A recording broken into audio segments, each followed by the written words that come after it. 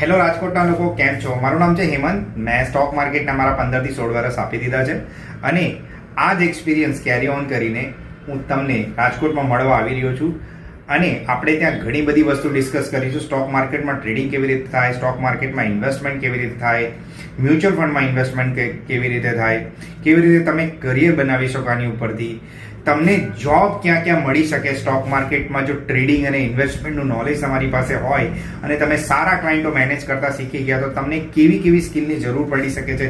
આ બધી વસ્તુનું ડિસ્કશન અમે રાજકોટમાં કરવાના છે, હોટલ ભાભા.